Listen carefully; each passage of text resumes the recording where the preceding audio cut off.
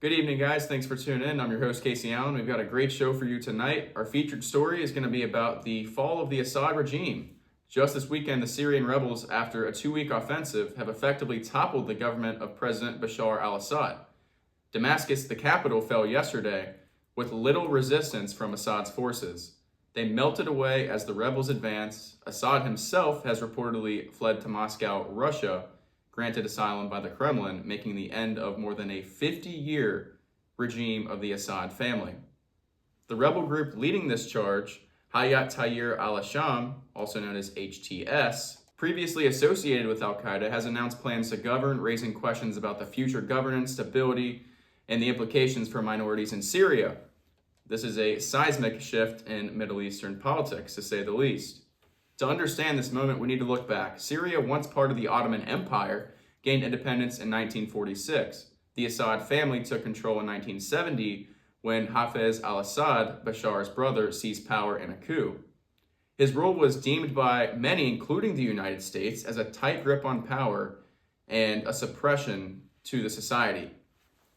Now, if you look at it today, what the U.S. is doing, which is actively involved in the persecution of Syrian Christians, you really wonder what their motive was, but we'll get into that. The mainstream narratives of the origins and escalation of this conflict is from 2011, which was allegedly inspired by the Arab Spring. Syrians took to the streets demanding reform, and then Assad's response was to crush these protests violently.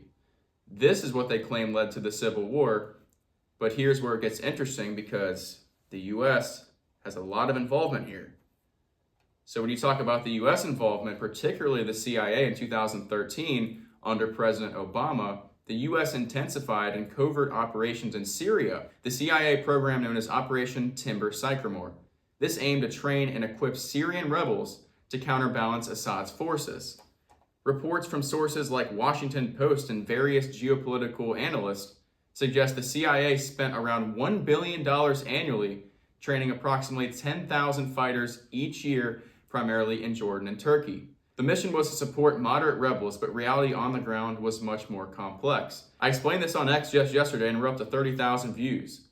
This was actually cited by the Washington Post, and even Barack Obama told up to 50 senators that they are spending $1 billion to arm the radical jihadists and have the CIA train them, which also led to the creation of ISIS. So these are known facts, and if you put the pieces of the puzzle together, it really is sickening as to what they've done today. I mean, we've literally funded both sides of this war on top of many others. The training often ended up benefiting jihadist groups. Either directly or indirectly, the fighters detected the equipment which fell into the wrong hands. Fast forward to now, Assad's regime was on its last legs. The Syrian army has been significantly weakened over the past 13 years of war, with the factions of low morale and economic collapse both playing roles. Assad's allies, Russia, distracted by Ukraine, and Iran, weakened by conflicts with Israel, couldn't bolster this position as they could before.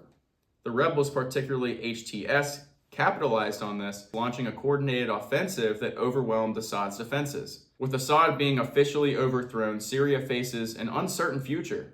The country is split among various factions, each with different visions for Syria's governance. The U.S., with forces still in the region, primarily are there to combat ISIS, which, like I said, the CIA trained in 2013. So we've operated on both sides here. And yet you still have people like Rick Scott who is cheering this on. Like, if you're actually happy about what's going on in Syria, you either have no idea what's going on or you're just truly evil. You're being paid to spew some garbage and cheer on Israel and cheer on the overthrowing of another sovereign nation. We are not a country founded on overthrowing other countries' governments. I mean, what is the obsession with the CIA and the FBI and U.S. intel? The humanitarian aspect is also critical. Under Assad, minority groups, including Christians, had a degree of protection. Now with extremist groups potentially in control, these communities are at risk. What happens next will depend on how these groups govern international players like US, Russia, Turkey, and Iran, whether they choose to maneuver and whether there is a new government that's instituted. So this will be interesting to see what happens. And like I said, it's actually a sad day for Christians. It's a sad day for populism because it just proves that clandestine agencies with the right power, with the right reasons, they will overthrow anyone they deem a threat or anyone that they want to take control of. And clearly that is Syria in this case. We did the same thing with Ukraine in 2014. We did this in 2013, all under the Obama administration. And yet he is protected by statute of limitations. But this is a war criminal. I mean, Barack Obama, look at this clip from 2013. Barack Obama says that Syria blew itself up. And he forgot to leave out that the U.S. was involved here. And he even told people that they were involved. Yesterday, the United States presented a powerful case that the Syrian government was responsible for this attack on its own people. Our intelligence shows the Assad regime and its forces preparing to use chemical weapons, launching rockets in the highly populated suburbs of Damascus, and acknowledging that a chemical weapons attack took place. And all of this corroborates what the world can plainly see. This is quite unsettling, and I advise everyone to proceed with caution over these next 20 seconds because I'm going to share a clip that I was able to find in a Telegram chat, and I actually put it on X. Very disturbing video, but it shows Israeli forces relentlessly seizing Damascus, and they're even killing innocent people. They were shooting at a car who was trying to escape and get away. Like, they were literally taking the area. I mean, it's sickening. And the mainstream media will not show you this. That's why I asked to subscribe and support. But we're going to show you this clip, and nobody else will. Nobody with a show like this will. I mean, there might be some people on X and people who are journalists who will post these things, but nobody with a talk show is comfortable at sharing something like this. So here's the clip.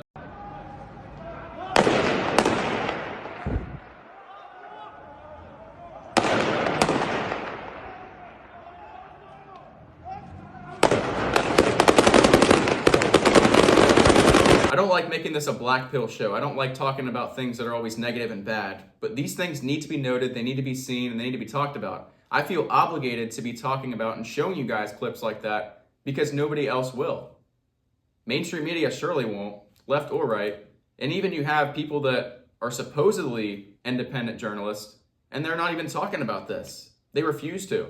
They're talking about Elon Musk and his son in a car seat. Like, they're talking about the most absurd things that aren't even relevant to the real problems that are going on. And like I said, I called out Rick Scott on X. It got like 50 to 100 likes. I mean, it's going pretty viral, not viral, but it's getting some pretty good traction for, speaking truth and uncomfortable truth that most people are not willing to say. I mean, it's not a popular truth to call somebody a traitor because you are vouching and excited for the overthrowing of another nation. And then he goes on to say that it's about Israel's interests. It's about what's best for them. And he doesn't even acknowledge the Christians that are being persecuted in that country. That speaks volumes, guys. I mean, I hate to be the only one saying this, and I hate to be, like I said, a black pill show because that's not what we're about. But these things need to be said, and it's not being talked about enough. Like the fact that our government is just committing all these coups, one against American people, and now they're doing it to foreign countries. We're at a point where the CIA and FBI have lost all credibility. The American people do not trust them. Not only do they need to be dissolved, but they need to give us a reason why they should even have any existence at all. And hopefully, with the Department of Government Efficiency, Elon and Vivek will, I don't think they're going to shut it down. That would be nice. They've talked about it. But at the very least, make some cuts. Get rid of the pointless employees that are targeting Americans. They're committing violent coups against foreign countries. These things need to be known. They need to be published. Same with the FBI. Kash Patel, hopefully he gets on that and he exposes, everything that they've done, all these coups, all the targeting of innocent American people. This needs to be public. These things need to be known. The fact that we have U.S. presidents that are committing war crimes. Like I said, these are two under the Obama administration, two of many. We haven't even gotten into the other ones. Ukraine 2014, Syria 2013. They are literally committing treasonous actions because it actually involves our tax dollars going into that. Yes, these aren't Americans that are being overthrown, but this is our taxpayer dollars that are going into this. And yes, these are other Christians, just like us around the world. So yes, I feel for this myself as a Christian. We should not be taking this lightly. And we should be calling this out. I think true Christians will be calling out the US government for doing what I just said, and calling out the Israeli intelligence and Benjamin Netanyahu for also pushing this to happen. You saw that video I posted, you saw the clip where the Israeli soldiers relentlessly pursued that car trying to drive away. That was not out of self-defense. That was complete extermination and domination. And there's one word that starts with a G and ends with an E that's starting to make a lot more sense. So, again, I don't want to be talking about Israel and exposing these guys every single time. But they're almost giving me no choice. I mean, same with the FBI and CIA. Like, their fingerprints are all over everything. Like, what haven't they done? I mean, again, it goes back to why they have no credibility. Nobody trusts them. And changes need to be made. Get rid of the 70% of the department. We need to declassify the JFK files, MLK, Malcolm X, UFOs, the Trump assassination attempt. I mean, all this stuff needs to be public. Epstein, Diddy, I guess Jay-Z now. All this needs to be released to the public. And if not, we're just not going to have any trust in anybody. And that's where we're going to have to hold the Trump administration to pretty high standards. I'm not doubting them. I think that they will declassify some things and they will show that there is a lot of corruption going on. But I have a hard time believing if there's anything that would hurt their administration or hurt their ability to pursue peace, or, maybe there's something that comes back on them and the way they want to operate. That's the only thing I worry about. Everything needs to be made public. We need to stay true to what it means to make America great again. These intel agencies are soulless, moralists. They don't have any sort of sympathy towards the very people. Actually, they want to destroy the very people in our country. So we'll keep you guys updated on this. It's not a very good look right now for Syria. I mean, they're probably going to lose the entire country. Like I said, Damascus, Homs, Hama, that's all been taken over. Bashar al-Assad has left the country. He's now in Moscow, and it's pretty much up to the controlling forces. So the next story we're going to get into is the assassination of the United Healthcare CEO, Brian Thompson. This is about a week ago. We've been covering this on X every day, and we've still yet to figure out who exactly the suspect is, although he looks very devious, a very evil-looking guy. He had a smirk on his face, kind of resembling the, Richard Ramirez. If you've seen him, he's like a killer in the 70s in California. He was just an evil-looking guy. Did not look human at all. Had no sympathy for society. Like, I don't know exactly what happened there. A lot of people are speculating that this could have been due to insider trading this Thompson guy was doing. Some people have said that it's because, healthcare prices are out of control, which is true. And you have some bad actors who want revenge and will do some crazy things. Again, this is in New York where they don't prosecute anyone, and they know they can get away with a lot of these crimes, which this guy has. And we know statistically that if a murderer is not caught within the first 72 hours, there's a 97% chance that they will not be caught. Here's a clip of Brian Thompson, the former CEO of United Healthcare, before he passed away. Our mission and values are focused on helping people live healthier lives and making the health system work better for everyone. Data is at the core of our agenda to improve healthcare, which directly influences how we develop innovative consumer solutions. Like I said, tons of conspiracies around this, but there's been no conclusive evidence as to why this happened. Another theory I saw that was interesting is that this could have been used as a way to send a message to all other healthcare CEOs, because it's going to make them want to have security. It's going to, up their level of stress and alertness. And especially during the holidays, that's not what they want to deal with. So maybe that was a way, whoever was behind this is trying to pull some strings and really make all these CEOs think about their safety. Again, nobody should have to. I think that whoever did this is completely wrong and should face justice for this, and somehow knew he would be outside at that very moment. So they were clearly tracking him. They clearly had information on him. And then we saw that the alleged suspect had left a backpack in the bushes nearby, and they found monopoly money, not real money, but monopoly money in the backpack. If this can happen to the CEO of one of the biggest healthcare companies in America, this can happen to anybody. So again, a lot of this plays into New York's lawlessness. A lot of this is just probably just some random idiot, but it's also possible that there are deeper forces at play. And just looking at that guy, like here's the photo of him. Very freaky. Like he just gives you some crazy vibes. Like this is some sort of like Netflix killer. Like this guy is probably someone who's done this before. Because if you think, like if you actually dive deep into crime and understand how criminals think, I actually used to work in corrections. In 2022, I worked as a product administrator for a jail, and I saw how criminals think every single day. There was even this one chick who I had to come face to face with every day, and she was in there for strangling her kid. I mean, it was some sick stuff I had to see, and some very demented and demonic individuals I had to come across every single day. So when I see this guy was just casually able to take out the CEO of the healthcare company, and he's seen smiling, that almost tells me he's done this before. That tells me this guy is experienced. He's definitely sociopathic. He definitely has psychopathic tendencies. But this guy is very likely experienced.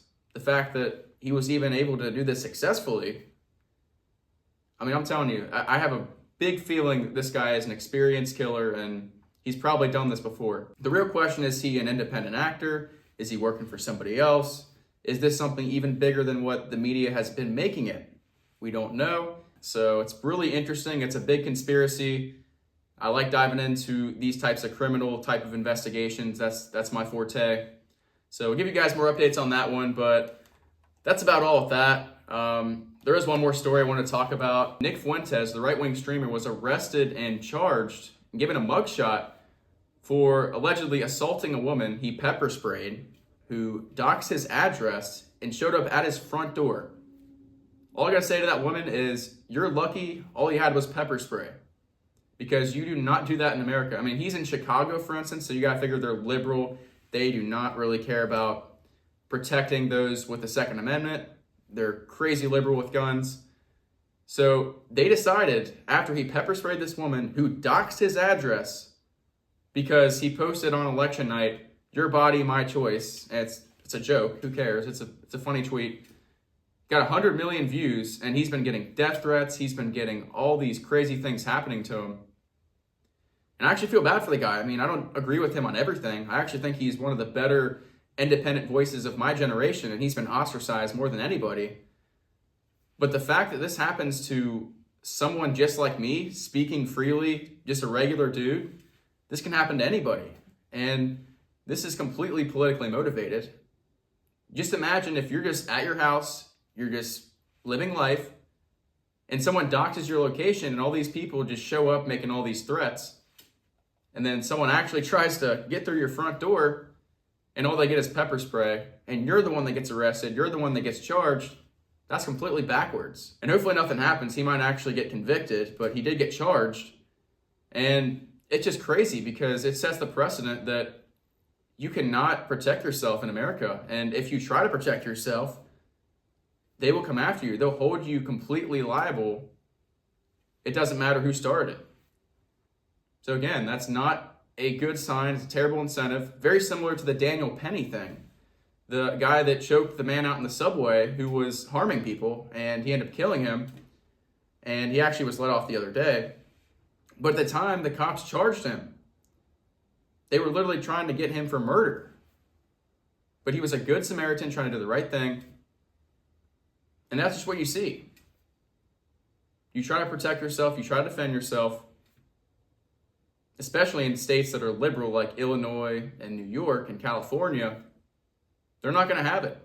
And especially for someone who's anti-establishment, you speak against the system, they're going to give you a hard time. I mean, especially someone like Nick Fuentes. I mean, just imagine him going up in court against a liberal judge. He got charged for a violent crime. I think it was like an assault. And they could sentence him for this. I mean, I'm not saying they will. Hopefully they don't. But they may try to give him the max because, you know, they just don't really like what he's doing. When they see the biggest anti-establishment Gen Z right-wing streamer in front of them, they're going to feel like, I got to be the one that's got to go hard on him. I mean, you've seen it with the Tates. You've seen it with Donald Trump. When you have figures with power and publicity, they almost feel like they need to make an example out of you. I would probably advise you not to live in a liberal state if you want to fully defend yourself with the boundaries of the law and the Second Amendment, which by the Constitution you are. But we have these, terrible mayors, terrible governors, terrible legislators that don't respect these rules. And you have people that have to go through the process and they have to go through the trouble just for them to say, oh, hey, yeah, you're not guilty. You were able to defend yourself there. That's just the world we live in. That's how the system works.